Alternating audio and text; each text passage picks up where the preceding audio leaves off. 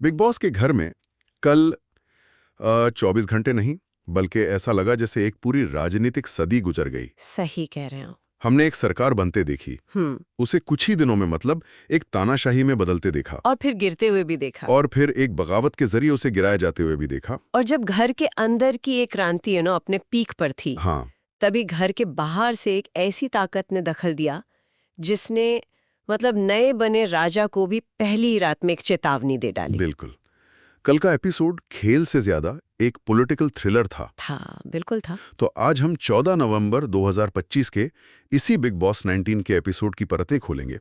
हम ये समझने की कोशिश करेंगे कि गौरव खन्ना की सत्ता का किला वो कैसे ढह गया, और शहबाज बदेशा का जो राज तिलक हुआ वो किन शर्तों पर हुआ, और सबसे जरूरी रोहित शेट्टी के आने से खेल के नियम क्या वो हमेशा के लिए बदल गए हैं। हमारा मकसद सिर्फ ये दोहराना नहीं है कि क्या हुआ, नहीं। बल्कि इस राजनीतिक भूचाल के पीछे की जो रणनीति है, जो इंसानी फितरत है, उसको समझना है। बिल्कुल। मतलब क्या गौरव का गिरना सिर्फ एक गलती का नतीजा था या कई गलतियों का एक सिलसिला था? अच्छा पॉइंट है। और रोहित शेट्टी का आना क्या वो खेल को बचाने की कोशिश है या उसे और कंट्रोल करने की? और सबसे जरूरी सवाल कि जब खेल में पर्सनल अटैक इस हद तक बढ़ जाएं, तो क्या कोई जीत कर भी असल में जीत पाता है? चलिए आज इन्हीं सवालों का जवाब ढूंढते हैं। बिल्कुल। तो चलिए सबसे पहले उस घटना पर आते हैं जिसने पूरे घर का नक्शा ही बदल दिया। गौरव की कप्तानी का जाना। हाँ, गौरव खन्ना की कप्तानी का तख्ता पलट। ये कोई मतलब साधारण वोटिंग प्रक्रिया जैसा नहीं लगा। नहीं, ये एक ऑर्गेनाइज्ड विद्रोह था, एक म्यूटिनी कह सकते हैं। म्यूटिनी सही शब्द है। और देखिए, हर विद्रोह के पीछे एक चिंगारी होती है। यहाँ वो चिंगारी थी राशन। राशन, हमेशा की तरह। बिग बॉस ने सभी घर वालों को असेंबली रूम में बुलाया, जो अपने आप में एक संकेत था कि भाई कुछ बड़ा होने वाला है। सही। और वहीं पर गौरव के खिलाफ जैसे एक चार्जशीट पढ़ी गई। सबसे बड़ा आरोप, राशन का 70% हिस्सा अपने गुट के लिए रखना। ये सिर्फ एक फैसला नहीं था, ये तो सत्ता का खुला दुरुपयोग था। बिल्कुल। मैं इसे थोड़ा अलग तरह से देख रहा हूँ। मुझे लगता है ये सिर्फ राशन की भूख नहीं थी, ये सम्मान की लड़ाई थी। अच्छा, कैसे? देखिए, जब आप एक घर में बंद हों और एक आदमी ये तय करने लगे कि आप क्या खाएंगे और कितना, तो वो सिर्फ आपका खाना कंट्रोल नहीं कर रहा, वो आपकी इज्जत कंट्रोल कर रहा है। गौरव ने बाकी घर वालों को खिलाड़ी नहीं, अपनी प्रजा समझ लिया। सही बात है। और कोई भी प्रजा मतलब भूखी और अपमानित तो नहीं रहना चाहेगी। आपने बिल्कुल सही नब्ज पकड़ी है। गौरव का मामला ये दिखाता है कि बिग बॉस में सत्ता एक किराए के मकान जैसी है। किराए का मकान, दिलचस्प। हाँ, आपको कुछ हफ्तों के लिए चाबियां मिलती हैं, लेकिन मकान मालिक हमेशा बिग बॉस ही रहता है। आप एक भी नियम तोड़ते हैं तो आपको रातों रात बेघर कर दिया जाता है। गौरव की गलती सिर्फ राशन बांटने की नहीं थी, वो ये भूल गए कि वो घर के मालिक नहीं, सिर्फ एक मैनेजर थे, जिसे सबके साथ मिलकर काम करना था। एग्जैक्टली।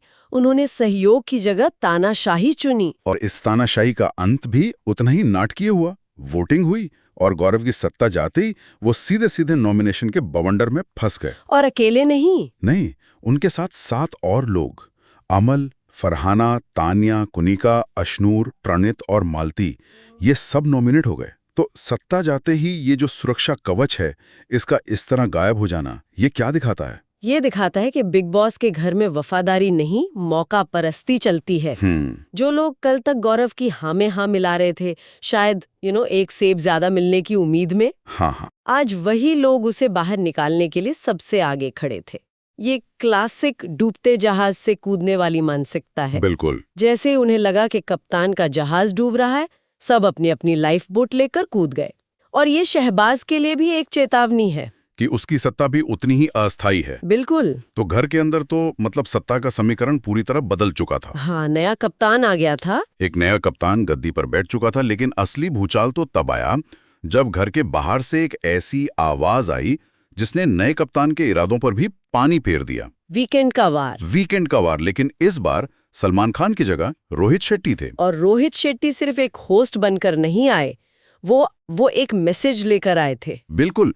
उन्होंने आते ही कोई भूमिका नहीं बांधी, कोई मजाक नहीं किया, नहीं, सीधा पॉइंट पर आए। वो सीधे मुद्दे पर आए और नए कप्तान शहबाज और उनके करीबी अमल मलिक को कटघरे में खड़ा कर दिया। हाँ, और उन्होंने साफ शब्दों में कहा कि बिग बॉस की मिशन टीम सब कुछ देख रही है। ये मिशन टीम शब्द बहुत जरूरी है। और कोई भी अनफेयर हरकत बर्दाश्त नहीं की जाएगी। यहाँ एक सवाल उठता है मेरे मन में। बिग बॉस तो हमेशा से ही सब कुछ देखता आया है ना? हाँ बिल्कुल। लेकिन इस तरह का सीधा हस्तक्षेप ये बहुत कम देखने को मिलता है। मिशन टीम जैसे शब्दों का इस्तेमाल क्यों किया गया? क्या बिग बॉस को लगा कि खेल हाथ से निकल रहा है? ये एक बहुत ही दिलचस्प सवाल है।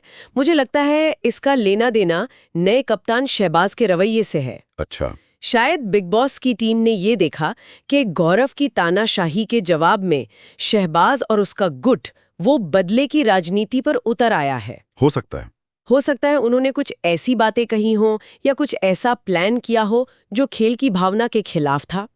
तो रोहित शेट्टी का आना और मिशन टीम का जिक्र करना ये शहबाज को ये बताने का तरीका था कि देखो, तुम्हें कप्तानी मिली है, गुंडागर्दी करने का लाइसेंस नहीं। ये बिग बॉस द्वारा खेल के मैदान में एक लक्ष्मण रेखा खींचने जैसा था। बिल्कुल सही। और इसका असर तो तुरंत दिखा। शहबाज ने फौरन माफी मांगी और कहा कि ये बातें गुस्से में निकली थी।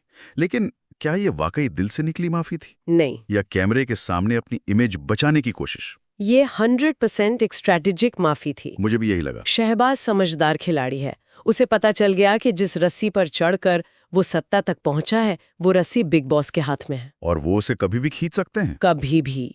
उसकी माफी ये स्वीकार करना था कि हाँ, मुझे नियम समझ आ गए हैं। ये एक तरह से बिग बॉस के सामने उसका सरेंडर था। अब देखना ही होगा कि ये डर उसे एक बेहतर कप्तान बनाता है या एक कमजोर कप्तान। सही।